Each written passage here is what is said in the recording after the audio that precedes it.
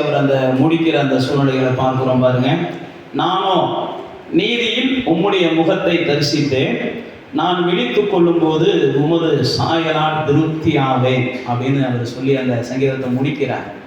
இந்த சங்கீதத்தை நம்ம வாசிக்கும் போது அவர் விண்ணப்பத்தின் சங்கீதம் அப்படின்னு சொல்லி அந்த பிராக்கெட்ல 17 எழுதியிருக்கோம். அது விண்ணப்பத்தின் சங்கீதம் சொல்லி இந்த சங்கீதத்தில் தான் கண்ணின் மணியை போல என்னை காத்தருளும் அப்படின்னு சொல்லி 8வது வசனத்தை அவர் என்ன செய்கிறார், பயன்படுத்துகிறார். என்னை ஒடுக்குகிற துன்மார்க்கருக்கு அப்படின்னு 9வது வசனத்தை சொல்லுகிறார். கண்ணின் மணியை போல என்னை காத்தருளுங்க அப்படின்னு 8வது வசனம். 9வது வசனத்தில் சொல்லும்போது சொல்றாரு என்னை ஒடுக்குகிற துன்மார்க்கர்கள் அப்படின்னு சொல்லி அந்த வேர்டை அவர் அங்கே பயன்படுத்துகிறதை பார்க்கிறோம். அவர்கள் எப்படி இருக்கிறாங்க அப்படின்றத 12வது வசனத்தில் சொல்லுகிறாரு. பீறுகிறதற்கு ஆவல் உள்ள சிங்கத்தை போல என்ன செய்யறாங்க, பதிவு இருக்கிறாங்க, மறைவிடங்கள்ல ஒளிஞ்சிருக்கிறாங்க அப்படின்னு சொல்றாங்க. இதெல்லாம் சொல்லிட்டு தான் அவர் சொல்றாரு அந்த 13வது வசனத்துல, கர்த்தாவே நீ என்ன செய்யுங்க, இவங்களுக்கெல்லாம் தப்பு வைங்க அப்படின்னு சொல்றாரு. சொல்லிட்டு தான் அந்த 14வது வசனத்துல சொல்றாரு அவங்களுக்கு என்ன சந்தோஷம் அப்படின்னு பார்த்தீங்கன்னா, எவனையாவது கெடுக்கணும், எவனையாவது அள வைக்கணும், எவனை பற்றியாவது புறணியை பேசணும், இதுதான் அவங்களுக்கெல்லாம் சந்தோஷம்.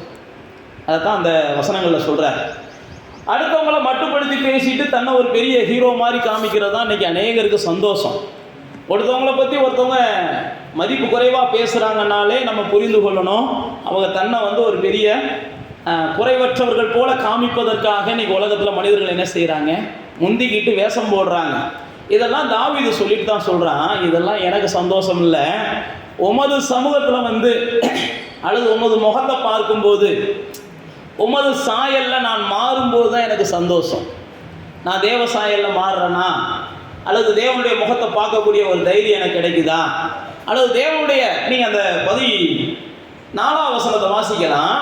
மனுஷனுடைய கைக்கும் இம்மையில் தங்கள் பங்கை பெற்றிருக்கிற உலக மக்களின் கைக்கும் உம்முடைய கரத்தினால் என்னை தப்புவியும் அப்படின்னு அவர் சொல்கிறார். அப்படின்ற அந்த விண்ணப்பத்தில் அவர் சொல்லும்போது நீங்கள் இன்னொரு மொழிபெயர்ப்பில் அதை வாசிங்கன்னா, இவங்கெல்லாம் என்ன செஞ்சிட்டோம், இம்மை தான் தன்னுடைய வாழ்க்கைன்னு வாழ்ந்துக்கிட்டு இருக்கிறாங்க. இந்த உலகத்துக்குரிய வாழ்க்கைக்காக எதையும் செய்கிறதுக்கு அவங்க துணிகிறாங்க. உலகத்தில் தனக்கு நினைச்ச காரியத்தை செய்யணுன்றதுனால அவங்களுடைய இருதயம் துணிகரம் கொள்ளுது. அதுக்கு அடுத்த வார்த்தைகள் அவர் சொல்கிறாரு, அவங்களுக்கு திரவியங்கள் அப்படின்னா அவங்களுக்கு ஆசீர்வாதங்கள் பெருகட்டும், அது எனக்கு அவசியம் இல்லை. யார், தாவீது சொல்கிறார். இந்த தான் எனக்கு இம்மை தான் உலகம், இந்த உலகத்துக்காகத்தான் நான் வாழ விரும்புகிறேன்னு நினைக்கிறவங்களுக்கு என்ன ஆசீர்வாதத்தை வேணாலும் கொடுங்க, ஆனால் எனக்கு அது முக்கியம் இல்லை. அந்த மொழிபெயர்ப்பில் நம்ம வாசிக்கும் போது அவர் சொல்கிறாரு. அடுத்து மட்டுமல்ல, அவர்கள் புத்திரர்கள், அவருடைய பிள்ளைகள் உயர்ந்த இடத்துக்கு கூட வரட்டும், அதுதான் அவங்களுக்கு சந்தோஷம். அவங்களுக்கு ஆசீர்வாதம் இருந்தால் தான் சந்தோஷம். அவங்களுக்கு யாரையாவது துன்பப்படுத்தினா தான் சந்தோஷம். அதில் தான் அவங்களுக்கு திருப்தி இருக்குது. ஆனால் எனக்கு அதில் கிடையாது. எனக்கு உங்களுடைய முகத்துக்கு வந்துட்டா போதும், உங்களுடைய சமூகத்துக்கு வந்துட்டா போதும். அது மாத்திரமல்ல, உங்களுடைய சாயலில் நான் மாறினா தான் எனக்கு சந்தோஷம். நான் உங்களுடைய சாயலில் மாறலைன்னா எனக்கு எல்லாமே இருந்தாலும் வேஸ்ட்டு. பொதுவாகவே பரிசுத்தவான்கள் அல்லது தேவ பிள்ளைகள் நம்ம ஒன்றா புரிஞ்சுக்கிறணும், எல்லாமே இருக்கும், தேவன் இல்லாத ஒரு மனுஷனுடைய வாழ்க்கை நரக வாழ்க்கையாக இருக்கும். எல்லாமே இருக்கும், ஆனால் தேவனோடு கூட சரியான உறவு இல்லை, தேவனை அறியலை அப்படின்னா அவங்களுடைய வாழ்க்கை எப்பயுமே வேதனை உள்ளதாகவே இருக்கும். ஆனால் எதுவுமே இல்லைனாலும் அவங்க வாழ்க்கை பார்த்தீங்கன்னா எல்லாத்தையும் பொறுத்து கொள்ளும், எல்லாத்தையும் சகித்து கொள்ளும், எல்லா சூழ்நிலையும் சந்தோஷமாக இருக்கும். அவங்க தான் யார் அப்படின்னா தேவனோடு கூட சரியான தொடர்பில் இருக்கிற மக்கள். எதுவுமே இல்லைனாலும் எல்லாத்தையும் தாங்கக்கூடிய பலன் இருக்கும். எல்லாத்தையும் அவங்க என்ன செய்வாங்க, கடந்து போவாங்க. எல்லா பாதையிலையும் அவங்க தான் தேவனோடு சரியான உறவு உள்ள மனிதர்கள். நீங்கள் சங்கீதக்காரன் பார்த்தீங்கன்னா இன்னொரு சங்கீதத்தை இதே மாதிரி எழுதுவார். அவர் 4வது சங்கீதத்தில் 3வது சங்கீதத்தில் அவர் தன்னுடைய சொந்த அனுபவத்தை அவர் எழுதுவார். எழுதும்போது இதை இப்போ நம்ம வாசித்தோம் பாருங்க, இந்த பகுதியை அவர் வேறொரு முகத்தோட வேறொரு அர்த்தத்தோடு அவர் அங்கே பேசுவார். 4வது சங்கீதத்துக்கு வாங்க. 4வது சங்கீதத்தில் 6வது வசனத்தை சொல்கிறாரு, எங்களுக்கு நன்மையை காண்பிப்பவன் யார் என்று சொல்லுகிறவங்க தான் அநேகர். இந்த உலகத்தில் ஏதாவது ஒரு ஆதாயத்துக்காக மனிதர்கள் என்ன செய்கிறாங்கன்னா பெரும்பாலும் நடமாடுறாங்க. பழகிறவங்க ஆதாயத்துக்காகத்தான் பழகுறாங்க, பேசுகிறவங்க ஆதாயத்துக்காகத்தான் பேசுகிறாங்க. நீங்கள் நல்லா கவனித்து பார்த்துக்கிட்டிங்கன்னா மனிதர்கள் எல்லாருமே ஏதோ ஒரு காரியத்தை உங்கள்கிட்ட என்ன செய்யணும், பெற்றுக்கொள்ளணும். அதற்காக உங்களுடைய வாழ்க்கையில் என்ன செய்வாங்கன்னா ஒரு வகையில் பைபிள் சொல்லுது பாருங்க, வேஷமாகத்தான் மனுஷன் என்ன செய்கிறான், திரிக்கிறான். சங்கீதக்காரன் சொல்கிறான், எல்லா மனுஷனும் பொய்யன் என்று என்னுடைய மனக்கலக்கத்தில் நான் என்ன செஞ்சுக்கிட்டேன், தீர்மானிச்சுக்கிட்டேன்றான். நான் சொல்லிக்கிட்டே இருக்கிறேன். இப்போ இங்கே சொல்கிறாரு, எல்லாருடைய நோக்கமும் எங்களுக்கு நன்மை எதில் கிடைக்கும், எப்போ உன் கூட பேசுனா எனக்கு என்ன கிடைக்கும், உன் கூட பழகுனா எனக்கு என்ன கிடைக்கும், உன் கூட வாழ்ந்தா எனக்கு, இதே கான்செப்டில் தான் இருக்கிறாங்க.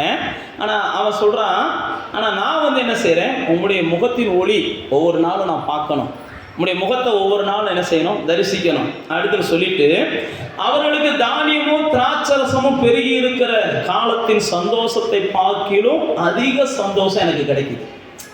அவங்களுக்கு நன்மைகள்லாம் கிடைச்சா தான் சந்தோஷம், ஆசீர்வாதங்கள்லாம் கிடைச்சா தான் சந்தோஷம்.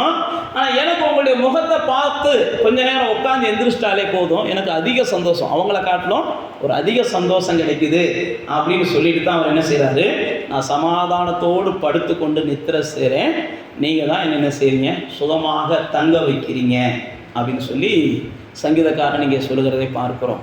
அப்போ தேவனுடைய பிள்ளைகளே, நீங்கள் ஒரு காரியத்தில் நிச்சயம் உள்ளவர்களாக இருக்கணும். நமது சந்தோஷம், நம்முடைய திருப்தி, நம்முடைய மகிழ்ச்சி எங்கே தான் இருக்கணும் அப்படின்னா, முழுக்க முழுக்க தேவனை சார்ந்ததாக இருந்துச்சுன்னா அது நிலைத்திருக்கும், அது பெருகும். தேவனை சாராம மற்ற மாம்ச பிரகாரமான இதுகளை சார்ந்து இருந்தால் கண்டிப்பாக நம்முடைய மகிழ்ச்சி நிச்சயம் நிலைத்திருக்காது. ஒரு நாள் இல்லைனாலும் ஒரு நாள் அது என்ன செய்யும், குறையும். நாம் எந்த அளவுக்கு மகிழ்ந்திருந்தோமோ அந்த அளவுக்கு மாம்ச பிரகாரமான துன்பங்களை நாம் அனுபவிக்க வேண்டியிருக்கும். அப்போ நம்முடைய மகிழ்ச்சி என்பது எப்பயுமே என்ன செய்யணும், தேவனை சார்ந்ததாக இருக்கணும், தேவனை சார்ந்ததாக இருக்கணும், தேவ சமூகத்தை சார்ந்ததாக இருக்கணும், தேவனுடைய வார்த்தைகளை சார்ந்ததாக இருக்கணும், தேவனுடைய சுபாவங்களை சார்ந்ததாக இருக்கணும். வேத புஸ்தகத்தில் போட்டிருக்குது பல இடங்கள்ல. இயேசு சொல்லும்போது, பல காரியத்தை சொல்லும்போது என்ன செய்யறோம், முதலாவது நீங்கள் என்ன செய்யுங்க, தேவனுக்குரிய காரியங்களில் உங்களுடைய இருதயத்தை கொண்டு போங்க, தேவனுக்குரிய காரியங்களில் உங்களுடைய இருதயத்தை கொண்டு போங்க. நான் வந்ததே உங்களுக்கும் தேவனுக்கு என்ன செய்யணும், தொடர்பை ஏற்படுத்தணும்.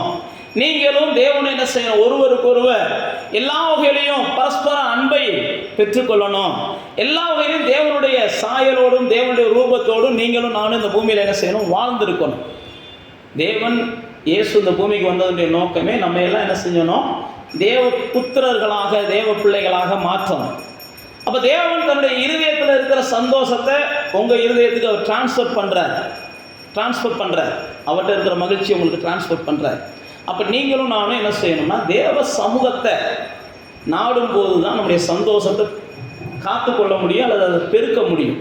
தேவ சமூகத்தில் நம்ம நேரம் செலவழிக்காமல் நமக்கு சந்தோஷம் வேணும்னு சொல்லி அதை சம்பாதிக்கிறோம், இதை சம்பாதிக்கிறோம், இவங்களோட போய் நாளைக்கு நல்லது கெட்டதுக்கு போகணும், இவங்களோட போய் நாளைக்கு நல்லது கெட்டதுக்கு போகணும், அதுதான் நமக்கு சந்தோஷம், அதுதான் நமக்கு பாதுகாப்பு நம்ம நினச்சிருந்தோம் அப்படின்னா நிச்சயமாக அது ஒரு நாள் நம்மளை என்ன செய்யும், வேதனைக்கு நேராக வழி நடத்துறதை நீங்கள் என்ன செய்வீங்க, பார்ப்பீங்க. நமக்கு சந்தோஷம் என்பது தேவனிடத்திலிருந்து வரணும், தேவனால் வரணும், மனிதர்களால் வர்றது அல்ல. நீங்கள் நல்லா தெரிந்து கொள்ளுங்க, எந்த மனிதன்கிட்ட இருந்தும் நித்திய சந்தோஷம் கிடைக்காது. தேவன் ஒருவற்றிருந்து தான் மனிதர்களுக்கு என்ன செய்யுது, நித்திய சந்தோஷம் கிடைக்குது. அதனால தான் சங்கீதக்காரன் 91 அவன் வாசிக்கும் போது நீங்கள் வாசிச்சிருப்பீங்க, அவன் அழகாக சொல்லுகிறான். சங்கீதம் 91 சொல்லும்போது, நான் அவரிடத்துல வாஞ்சையாக இருக்கிறபடினால தான் என் வாழ்க்கையில் ஆசீர்வாதங்கள் பெறுகிறது. 91:14 நம்ம எல்லாரும் அறிந்த வசனம் தான். அவரிடத்துல நான் வாஞ்சையாக இருக்கிறேன், அதனால தான் அவர் என்னை உயர்ந்த அடைக்கலத்துக்கு கொண்டு போகிறார். நான் அவரிடத்துல வாஞ்சையாக இருக்கிறேன், அதனால தான் எனக்கு நீடித்த நாட்களை தருகிறார். நான் அவரிடத்துல வாஞ்சையாக இருக்கிறேன், அதனால தான் ஆபத்து வரும்போது என்னை தப்புவிக்கிறார். நான் மறுபடியும் அதை தான் சொல்கிறேன், உங்களுடைய சந்தோஷம் நிலைச்சிருக்கணும் அப்படின்னா நீங்கள் என்ன செஞ்சுருக்கணும், அவரோடு கூட வாழ்க்கையை இணைச்சி வச்சுருக்கணும். சங்கீதம் 91 ஆவியானவர் ஏன் எழுதி வச்சிருக்கிறாருன்னா, அவருடைய மறைவில் இருக்கிறவன், அவருடைய நிழலில் தங்கி இருக்கிறவனுக்கு எவ்வளவு பெரிய மேன்மை இருக்கின்றது தான் அந்த சங்கீதம் 91 மூலமாக ஆவியானவர் நமக்கு எழுதி வச்சிருக்கிறார். உங்களுக்கு விரோதமான வேடர்களுடைய கண்ணிகள் வரலாம், அல்லது கொள்ளை நோய்கள் வரலாம், பொல்லாப்புகள் வரலாம், வாதைகள் வரலாம்.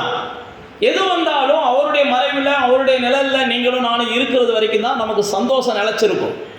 பைபிளில் அதுதான் போட்டிருக்கு, வலது பக்கத்தில் அநேகர் விழுந்து கிடக்கலாம், இடது பக்கத்துலேயும் அநேகர் விழுந்து கிடக்கலாம். ஆனால் உங்களை அதை என்ன செய்யாது, சேதப்படுத்தாது. ஏன்னா நீங்கள் அவருடைய நிழலுக்குள்ளே இருக்கிறீங்க, அவருடைய மறைவுக்குள்ளே இருக்கிறீங்க. அப்போ தேவனுடைய பிள்ளைகளாகிய நீங்களும் நானும் தேவனுடைய சமூகத்தை என்ன செய்யணும், நம்மளை ஒரு திருப்திப்படுத்துகிற ஸ்தானமாக பார்க்கணும். எப்பெல்லாம் நம்முடைய இருதயத்தில் ஒரு வெற்றிடம் தெரிகிறதோ, அல்லது இருதயத்தில் எப்பெல்லாம் நம்முடைய ஏதோ ஒரு சூழ்நிலையில் ஒரு திருப்தியற்ற ஒரு சூழ்நிலை தெரிகிறதோ அப்போல்லாம் நீங்கள் தேவ சமூகத்தில் கொஞ்சம் நேரம் உட்காந்து பாருங்கள், தேவனுடைய வார்த்தையை கொஞ்சம் நேரம் தியானித்து பாருங்கள். பைபிளில் பார்த்தீங்கன்னா சங்கீதக்காரனாகிய தாவீது பல இடங்களில் சொல்கிறான், அதாவது கொழுப்பான பதார்த்தங்களை உண்பதை போல, அறுசுவை உணவை உண்பதை போல. சங்கீதம் 63 நீங்கள் வாட்சி பார்த்தீங்கன்னா, என்னுடைய ஆத்மா என்ன செய்யுதுன்னா ஜீவனுள்ள தேவன் மேலே எவ்வளவோ தாகமாக இருக்கிறது. 63ஆம் சங்கீதம் முழுவதும் அதுதான் அவன் சொல்கிறான்.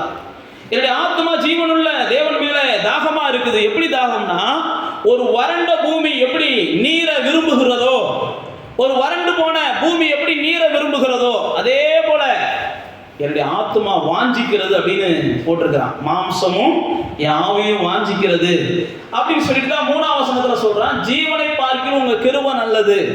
நான் எவ்வளவு நாள் வாழ்றேன்றது முக்கியம் இல்ல, வாழ்ற நாளெல்லாம் உங்களுடைய கிருபையோட வாழ்றனான்றதான் முக்கியம். அநேகர் வாழணும்னு நினைக்கிறோம், ஆனா தேவனுடைய கிருபை இல்லாம நாம வாழுகிற எந்த ஒரு வாழ்க்கையும் நமக்கு நரக வாழ்க்கை தான். தேவனுடைய கிருபை இல்லாம, தேவனுடைய கிருபையை ருசிக்காம, தேவனுடைய கிருபையை கொண்டாடாம, தேவனுடைய கிருபையை பைபிளில் போட்டிருக்கு உணர்ந்து கொள்ளுகிறவர்கள் ஞானவான்கள்னு போட்டிருக்கு. தேவனுடைய கிருபையை ஒரு மனுஷன் உணர்ந்து கொள்ளலைன்னா அவனுக்கு ஞானம் இல்லை, அப்படிதான் பைபிள் பிரகாரம். தேவனுடைய கிருபையை உணர்ந்து கொள்ளுகிறவர்கள் ஞானவான்கள். ஆனால் சங்கீதக்காரன் சொல்றான், நான் ஜீவனோடு கூட இருக்கிற நாட்களை பார்க்கிறோம் உங்களுடைய கிருபையோடு கூட இருக்கிற நாட்கள் தான் எனக்கு அதிகமாக வேணும், அதுதான் எனக்கு நல்லது அப்படின்னு சொல்லுகிறான். ஏன் அப்படின்னா அவனுக்கு தெரியும், என் ஆத்மா சந்தோஷமா இருக்குன்னா அவரோடு என்ன செய்யணும், என் ஆத்மா இணைஞ்சிருக்கணும். அதனால தான் ஆத்மா திருப்தியை அவரால் தான் தர முடியும், ஆத்மா சந்தோஷத்தை அவரால் தான் தர முடியும். மாம்சம் சந்தோஷமா இருக்கணும்னாலும் அவரால் தான் மாம்ச சந்தோஷத்தை தர முடியும். அதனால தான் சங்கீதம் 63 சொல்றான், என் மாம்சமானது உண்மை வாஞ்சிக்கிறது அப்படின்றான். மாம்சமானது என்ன உண்மை வாஞ்சிக்குது. அப்ப தேவனுடைய பிள்ளைகளே, உங்களுடைய மாம்சமும் தேவனுடைய சமூகத்தில் என்ன செய்யணும், ஆர்வமா போய் உட்காரணும். ஆவி உற்சாகம் உள்ளதுதான், மாம்சம் பலவீனம் உள்ளதுன்னு பைபிளில் போட்டிருக்குது. சில நேரத்தில் ஆவி ஆண்டவரோடு கூட இருக்கிற மாதிரி இருக்கும், மாம்சம் பார்த்தீங்கன்னா பல நேரத்தில் தூங்கிட்டு இருக்க மாதிரி இருக்கும். ஆனால் வேதம் சொல்லுகிறது, உங்களுடைய ஆவியோடும் நீங்கள் மாம்சத்தோடு என்ன செய்யணும், தேவ சமூகத்தில் அமர்ந்திருந்தீங்கன்னா உங்களுடைய வாழ்நாட்களில் தேவன் என்ன செய்கிறாருன்னா அவருடைய வல்லமைகளை வெளிப்படுத்துகிறார். இதைத்தான் அந்த சங்கீதம் 63 சொல்லுகிறது, அவருடைய வலதுகரம் உங்களை தாங்கும். நீங்கள் அதே சங்கீதம் 84 வந்துட்டீங்கன்னா அவர் சொல்லும்போது சொல்கிறாரு, சேனைகளின் கர்த்தாவே உமது வாசஸ்தலங்கள் எனக்கு எவ்வளவு இன்பமானவைகள்.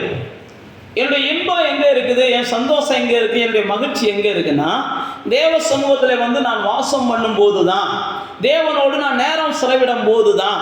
நீங்கள் எந்த ஒரு மனிதன் தேவனுடைய சமூகத்தில் நேரம் செலவிடுகிறானோ அந்த மனிதனை இந்த உலகத்தின் துன்பங்கள் அல்லது உலகத்திலிருந்து வருகிற பிரச்சனைகள், உலகத்திலிருந்து வருகிற போராட்டங்கள், உலகத்தின் மனிதர்களால் வருகிற ஏமாற்றங்கள் அவனை அழ வைக்காதுன்னு வச்சுக்கோங்களேன். அப்படியே அழுதா கூட இயேசுவே இயேசு வேண்டிதான் அழுவானே ஒழிய மற்றபடி என்ன செய்ய மாட்டாங்க, வேற வார்த்தை வாயில் வராது. அப்படியே அவனுக்கு அழ வந்தால் கூட இயேசுவே இயேசுவேன்ட்டு தான் அவனுக்கு என்ன செய்யும், அழுக வரும். ஏன் அப்படின்னா பைபிளில் போட்டிருக்கு, திருப்தி அடைந்தவன் தேன் கூட்டையும் என்ன செய்வானா, மிதிப்பானா. நீங்கள் தேவ சமூகத்தில் திருப்தி அடைஞ்சிட்டீங்கன்னு வைங்களேன், தேவனுடைய வார்த்தையில் ஒரு திருப்தியை பார்த்துட்டீங்கன்னு வைங்களேன், ஒரு தேவனுடைய பரிசுத்தவான்கள் கூடும்போது ஒரு சந்தோஷத்தை பார்த்துட்டீங்கன்னு வைங்களேன், உங்களுக்கு எவ்வளோ பெரிய இடத்துக்கு போனாலும், துன்மார்க்கர்களுடைய இடத்துல போனாலும் சரி, பாவிகளுடைய இடத்துல போனாலும் சரி, அல்லது எவ்வளவு பெரிய சூழ்நிலைகளை நீங்கள் பார்த்தாலும் உங்களுக்கு ஒரு பெரிய சந்தோஷம்லாம் இருக்காது. அதுதான் ஒரே வார்த்தையில் சொல்கிறாங்க, திருப்தி அடைஞ்சவன் தேன் கூட்ட கூட என்ன செய்வான், மிதிப்பான். இருக்கிறதுலே தித்திப்பானது தேன், அந்த தேன் கூட அவனுக்கு தித்திப்பா தெரியாது. அப்போ யார்கிட்ட அப்படின்னு பயத்தா பைபிளில் போட்டிருக்கு, தேவனுடைய வழிகளிலே பிரியமாக இருக்கிறவன். தேனிலும் தெளித்தேனிலும் அது மதுரமானது தேவனுடைய வார்த்தைகள் அப்படின்னு பைபிளில் போட்டிருக்கு. அப்போ தேவனுடைய பிள்ளைகளே, சங்கீதக்காரன் சொல்லுகிறான், சேனைகளின் கர்த்தாவே 84ஆவது சங்கீதத்தில் உம்முடைய வாசஸ்தலம் தான் எனக்கு சந்தோஷம் தருகிறது, எனக்கு இன்பம் தருகிறது. அப்போ மற்ற உலகத்தாரின் மனிதர்களுக்கு தான் பொருட்கள் மிகுதியாக இருந்தால் தான் சந்தோஷம், அல்லது அவர்கள் எதிர்பார்க்கிற சில காரியங்கள் கைகூடுனா தான் சந்தோஷம். நான் தான் அவங்களுக்கு சொன்ன பாருங்க, சங்கீதம் 17 அதுதான் சொல்கிறாரு, தன் பிள்ளைகள்லாம் நல்லா இருந்தால் தான் ஒரு சிலருக்கு சந்தோஷம். சங்கீதத்தில் அதுதான் அவர் சொல்கிறார், சங்கீதம் 17. அதே நேரத்தில் தான் சங்கீதம் 4 சொல்லும்போது சொல்கிறாரு, அவங்களுக்கு தானியங்கள்லாம் பெருகி இருந்தால் தான் சந்தோஷம். எனக்கு சந்தோஷம் வேணும்னா கொஞ்ச நேரம் போய் தேவ சமூகத்தில் உட்காந்தா போதும், கொஞ்ச நேரம் போய் தேவனுடைய வார்த்தைகளை தியானிச்சா போதும், கொஞ்ச நேரம் தேவனை நினச்சி துதிச்சு பாடுனா போதும். துதித்தலே ஏற்றமும் இன்பமுமாக இருக்கிறது. இதுவும் சங்கீதக்காரன் தான் சொல்கிறான் 147. ஏன் நான் உங்களுக்கு சொல்கிறேன் அப்படின்னா,